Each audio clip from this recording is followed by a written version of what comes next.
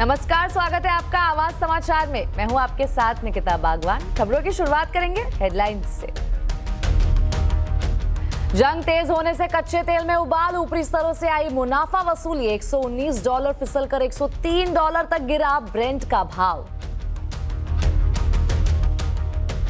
Crude के उछाल और डॉलर की मजबूती से रिकॉर्ड निचले स्तर तक फिसला रुपया। $1 के मुकाबले रुपए का भाव $92.31 पर पहुंचा। शुक्रवार के भाव के मुकाबले करीब 57 पैसे कमजोर।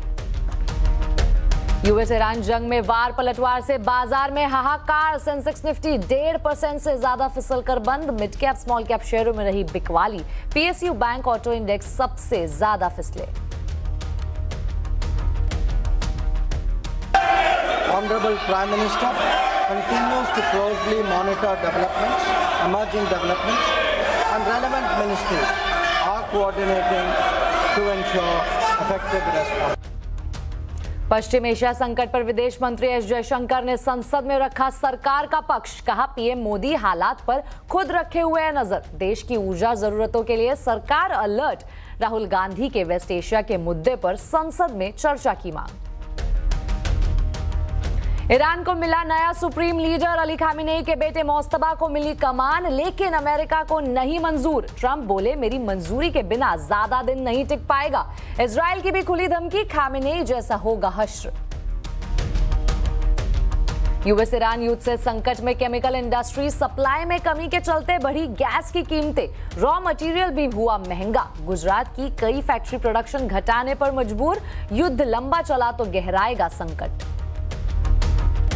टीम इंडिया की T20 वर्ल्ड कप में ऐतिहासिक जीत पर पूरे देश में जश्न का माहौल। संसद में भी दी गई टीम इंडिया को बधाई। अब फैंस को विक्ट्री परेड का इंतजार। संसद के बजट सत्र के दूसरे चरण की हंगामेदार शुरुआत हुई। संसद के दोनों सदनों में अमेरिका, इजराइल और ईरान के बीच चल रहे युद्ध को लेकर जमकर हंगामा हुआ। विपक्ष ने जंग के बाद पश्चिम एशिया में बने हालात पर चर्चा की मांग की। राज्यसभा में विपक्ष ने सदन से वॉकआउट भी किया। इस बीच विदेश मंत्री एस जयशंकर ने यूएस ईरान जंग को लेकर संसद के दोनों सदनों में सरकार का पक्ष रखा। उन्होंने कहा कि खाड़ी के कई देशों में हालात तनावपूर्ण है। पीएम मोदी खुद हालात पर नजर बनाए हुए हैं। पीएम मोदी ने खाड़ी देशों से बात भी की और भारत शांति के पक्ष में है। Honorable Prime Minister continues to closely monitor developments, emerging developments, and relevant ministries are coordinating to ensure effective responses. Chairman Sir, the conflict has continued to intensify and the security situation in the region has deteriorated significantly. We have noted that in fact the conflict has spread to other nations with mounting destruction and deaths. Normal life and economic activities in the entire region are visibly affected and in some cases have come to a halt. साथ ही विदेश मंत्री S Jaishankar ने संसद में कहा कि खाड़ी देशों में 1 करोड़ भारतीय रहते हैं। हमारी एम्बेसी लगातार नागरिकों के संपर्क में है। On 5 January 2026, Indian nationals were advised by the Ministry of External Affairs to avoid non-essential travel to Iran. Those already resident there were urged to register with the embassy, exercise due caution, and monitor the embassy website and social media handles. A second advisory was issued on 14 January, reiterating this advice to avoid travel in even stronger terms.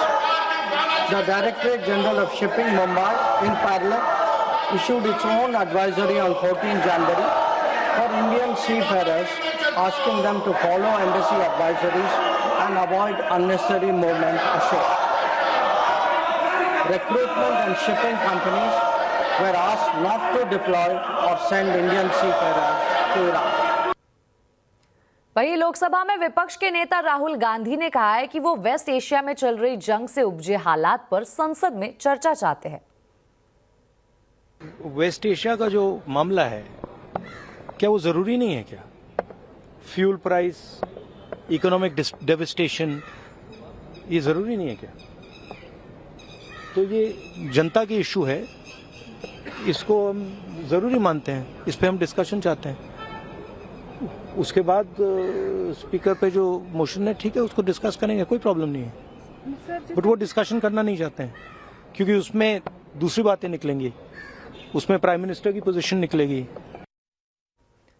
अब एक नजर आज के बाजार के हाल पर। खराब global संकेतों और कच्चे तेल में उबाल से आज बाजार में हाहाकार मच गया। हालांकि बाद में बाजार में रिकवरी देखने को मिली। सेंसेक्स निफ्टी में 1.5% से ज्यादा गिरावट रही। आज बाजार में कैसे रहा कारोबार, पूरी डिटेल बता रहे आशीष चतुर्वेदी। देखिए, बड़ी गिरावट के साथ मार्केट में शुरुआत हुई थी क्योंकि ग्लोबल संकेत बड़े कमजोर थे और क्रूड में एकाएक बड़ा मूव देखने को मिला। लेकिन अगर आप इंडेक्स को देखें, चाहे सेंसेक्स है, Nifty bank, mid cap, small cap, सब में जरूर गिरावट थी, लेकिन ऑफ लोज रिकवरी पर भी आपको फोकस करना चाहिए। देख लेते हैं कि निफ्टी के कौन से स्टॉक्स हैं जहां पर सबसे ज्यादा आपको बस देखने को मिला। तो गेनर्स की बात करें तो विप्रो, रिलायंस, अपोलो हॉस्पिटल और इन्फी, इनमें बढ़त है, लेकिन मामूली सी बढ़त यहां पर देखने को मिली। गिरने वाले शेयरों की संख्या अगर आप देखें तो काफी ज्यादा मार्केट में। ऐसे में Maruti, Eicher, UltraTech, Tata Motors, PV, इन स्टॉक्स में देखें तो बड़ा कट नजर आया। और बात करें सेक्टर्स की तो क्रूड पर ही सबकी नजरें टिकी रहीं। क्रूड का जो इम्पैक्ट है, एकाएक बड़े मूव यहां पर आपको देखने को मिले। इसके चलते चाहे बीपीसीएल है, एचपीसीएल, आईओसी यानी जो ऑयल मार्केटिंग कंपनीज हैं, यहां पर बड़ी गिरावट देखने को मिली। इंटरग्लोब एविएशन दिन के दौरान 7-8% तक करेक्ट हुआ, हालांकि बाद इसमें भी थोड़ी सी रिकवरी और 4% की गिरावट के साथ क्लोजिंग देखने को मिली। बढ़ते अगली खबर की ओर। ईरान के खिलाफ अमेरिका इजराइल की जंग को 10 दिन पूरे हो गए हैं और अभी तक ये साफ नहीं हो पा रहा है कि पलड़ा किस ओर का भारी है। अमेरिका और इजराइल के हमलों का ईरान जवाब दे रहा है। इन हमलों में कई एयरपोर्ट तबाह हो गए तो कई ऑयल कंपनियों के गोदाम आग में जलकर खाक हो गए हैं। पूरा आसमान मिसाइलों से पट गया है और लोग धमाकों के शोर के खौफ में जीने को मजबूर है। इधर इजराइल ने ईरान पर हमले और तेज कर दिए हैं। इजराइल ने ईरानी इंटरनल सिक्योरिटी कमांड सेंटर पर हमले किए हैं। वहीं दूसरी तरफ ईरान के नए सुप्रीम लीडर को चुन लिया गया है। अब युद्ध को लेकर सारे अहम फैसले खामेनेई के बेटे मोस्तफा खामेनेई लेंगे। हालांकि अमेरिका ने उन्हें नया सुप्रीम लीडर मानने से इनकार किया है। तेल अवीव से युद्ध से संबंधित लेटेस्ट अपडेट दे रहे संवाददाता संजय सूरी। तो मुस्तफा खमेनी, जो कि अयतुल्ला खमेनी के पुत्र हैं, उनको अब नया नेता नियुक्त किया गया है। कोई आश्चर्य की बात नहीं थी, सब मान रहे थे कि ऐसा ही निर्णय लिया जाएगा। देखने की बात सबसे अहम तो ये है कि कब तक वो रह पाते हैं, वो अपनी जान बचा पाते हैं या नहीं, या उनके इर्द गिर्द जो सुरक्षा के संबंध है वो उनकी जान बचा पाते हैं या नहीं। याद रहे, ट्रंप का कहना है कि अगर उनकी चॉइस का नेता ना आया ईरान में तो वो ज्यादा देर टिकेगा नहीं, मार डालेंगे उसे।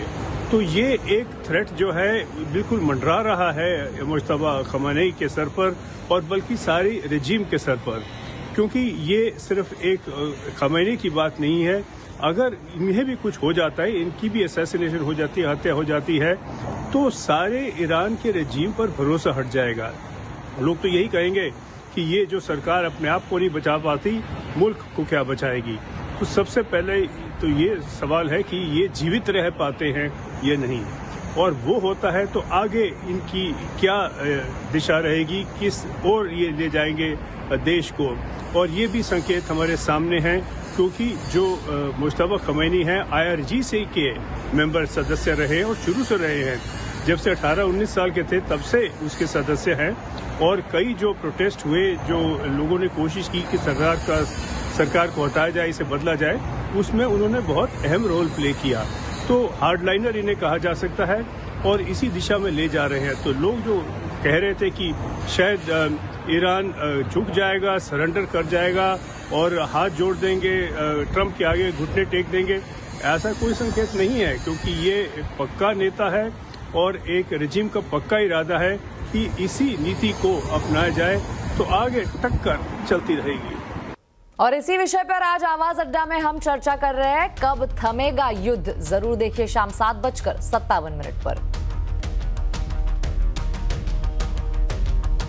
अब आपको बता दें, पश्चिम एशिया में एक्सपोर्ट को स्ट्रेट ऑफ हॉर्मुज के बजाय वैकल्पिक रूट से भेजने की तैयारी है।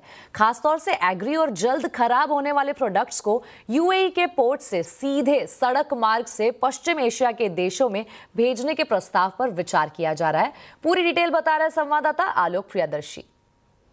बिल्कुल, देखिए वेस्ट एशिया में युद्ध के चलते जब से स्ट्रेट ऑफ हॉर्मुज पर शिपिंग्स की आवाजाही बंद हो गई है, इसकी वजह से एक्सपोर्टर्स खासतौर से जो कि एग्रो और पेरिशेबल एक्सपोर्ट्स है उस पर काफी संकट है।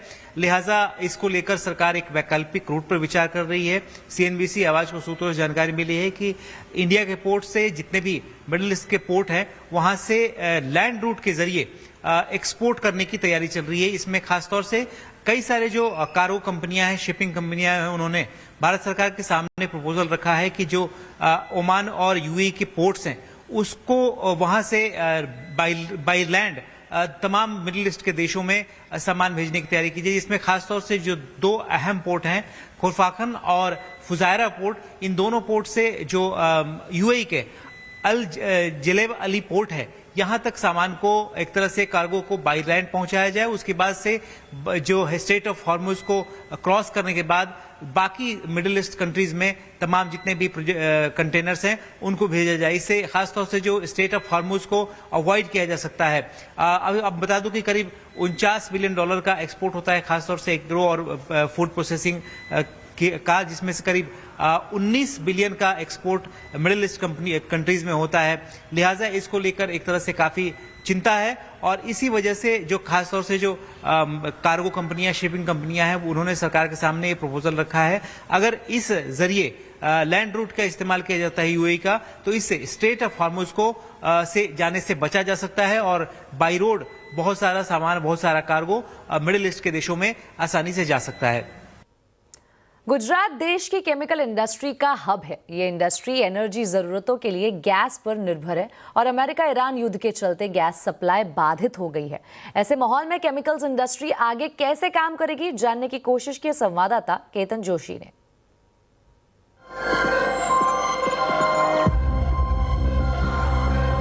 इस पिगमेंट फैक्ट्री को अचानक बंद करना पड़ा है। वजह गैस की सप्लाई में कमी और बढ़ते दाम। गुजरात में 1000 केमिकल फैक्ट्रियां गैस पर चलती हैं। अडानी टोटल गैस अब इंडस्ट्री को 40% गैस पुराने दाम 57 रुपए प्रति स्टैंडर्ड क्यूबिक मीटर पर दे रही है और इससे ऊपर की खपत पर 119 रुपए SCM चुकाने को कहा है। ऐसे में कई फैक्ट्रियों ने प्रोडक्शन आधा कर दिया है और कई ने प्रोडक्शन बंद कर दिया है। गुजरात में केमिकल इंडस्ट्रीज लगभग करीबन 1000 यूनिट है और 1000 यूनिट के अंदर अभी एट प्रेजेंट जो सिचुएशन है, अभी वॉर की सिचुएशन में अभी 10 to 15% इंडस्ट्रीज अभी क्लोज हो गई है और आगे दिनों के अंदर जो ऐसी परिस्थिति कंटिन्यू रहेगी तो और ज्यादा इंडस्ट्रीज बंद होने का संभावना है। भारत का सालाना केमिकल कारोबार $220 बिलियन का है। इसका 60% एक्सपोर्ट होता है। रसायन के रॉ मटेरियल्स के दाम भी अभी 10 से लेकर 40% तक बढ़ गए हैं। युद्ध अगर लंबा चला तो इंडियन केमिकल इंडस्ट्री के लिए काफी घातक होगा। हमारी इंडस्ट्री में यही पोजीशन है कि अभी आज की तारीख में हमको बंद रखना पड़ता है और प्रोडक्शन हमने कर्टेल कर दिया है। 50% के हिसाब से हमने अभी आज की तारीख में प्रोडक्शन कम किया है। अगर यही परिस्थिति रही तो अभी और ज्यादा 15 दिन या महीना हमको ऐसा प्रोडक्शन कर्टेल करना पड़ेगा और सर्वाइव होने के बाद जब परिस्थिति अच्छी हो जाएगी तो फिर हम इंक्रीज करेंगे, तब तक हम बंद रखेंगे। फैक्ट्री में कुछ कामगार स्थायी होते हैं और बाकी कॉन्ट्रैक्ट पर। हजारों फैक्ट्री वर्कर्स भी इस स्थिति से चिंतित हैं। फैक्ट्री बंद होने से सिर्फ प्रमोटर को ही नुकसान नहीं है, लेकिन परिस्थिति ऐसे ही चली तो दाम में भी काफी बढ़ोतरी हो सकती है। केतन जोशी, अहमदाबाद। इसी के साथ आवाज समाचार में वक्त हो चुका है एक छोटे से ब्रेक का। खबरें आगे और भी है, बने रहिए हमारे साथ। ब्रेक के बाद फिर एक बार स्वागत है आपका आवाज समाचार में। दिल्ली में कल से इंटरनेशनल फूड और हॉस्पिटैलिटी फेयर शुरू हो रहा है। 5 दिनों तक चलने वाले इस फेयर का उद्घाटन वाणिज्य मंत्री पीयूष गोयल करेंगे। पार्टनर देश इटली समेत कुल 17 देशों के 1800 से ज्यादा एग्जीबिटर्स हिस्सा लेंगे।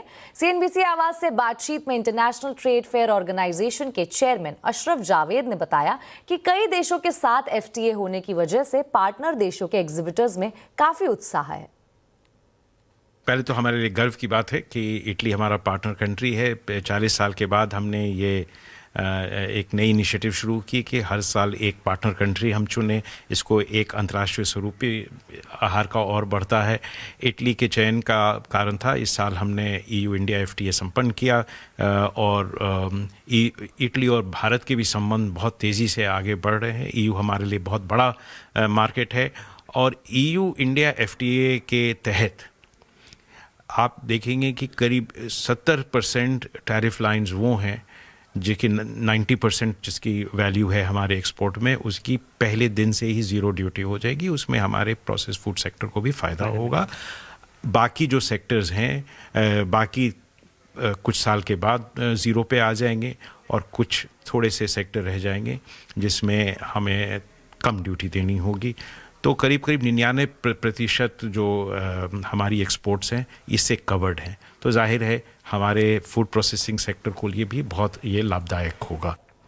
टीम इंडिया ने T20 वर्ल्ड कप में ऐतिहासिक जीत दर्ज की है। सूर्य कुमार यादव की कप्तानी वाली भारतीय टीम ने अहमदाबाद के नरेंद्र मोदी स्टेडियम में न्यूजीलैंड को 96 रन से हराकर हिस्ट्री रिपीट भी की और हिस्ट्री डिफीट भी। कल रात से ही पूरे देश में जीत का जश्न शुरू हो गया था। जगह जगह लोग आतिशबाजी कर जश्न मनाते हुए नजर आए। क्या छोटा क्या बड़ा, देश के ज्यादातर शहरों में खेल प्रेमी सड़कों पर उतरकर जीत की खुशी का इजहार करते हुए नजर आए। होली वाले महीने में देश में दिवाली वाले नजारे दिखाई दिए।